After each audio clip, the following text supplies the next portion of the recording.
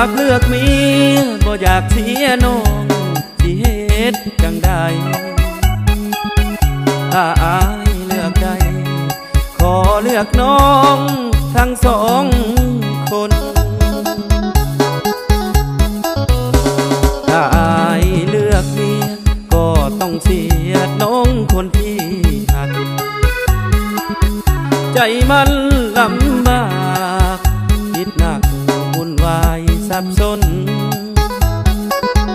แต่ว่าตอนนี้อยากเก็บไว้ในใจสองคนอายหักหน้าบนเมียอายก็หักคือกันสองใจสองทางบ่อยากเสียนางบ่อยากเสียเมียลอยมาขอเคลียร์สองคนเอาเข้าใจกันถ้าเมียอายหูคงจบแล้วความสัมพันธ์หักขาดสะบั้นฝันคงสิ้นสลายคิดไปใจเพียอยากเลือกทั้งเมียอยากเลือกทั้งน้อง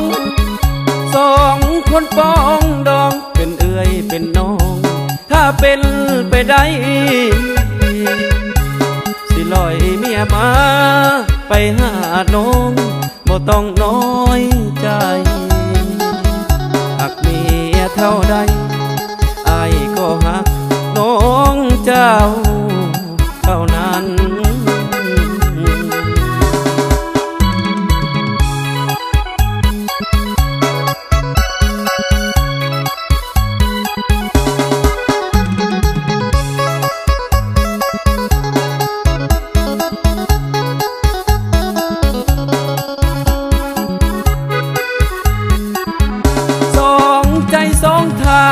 บ่อยากเสียนางบ่อยากเสียเมียลอยมาขอเคลียร์สองคนเอาเข้าใจกันถ้าเมียอายหูคงจบแล้วความสัมพันธ์หักขาดสะบั้นฝันคงสิ้น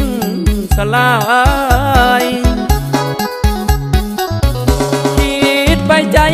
เพียอยากเลือกทั้งเมียอยากเลือกทั้งน้องสองคนป้องดองเป็นเอื้อยเป็นน้องถ้าเป็นไปได้สิลอยเมียมาไปหาน้องบ่ต้องน้อยใจหากเมียเท่าใดอายก็หักน้องเจ้า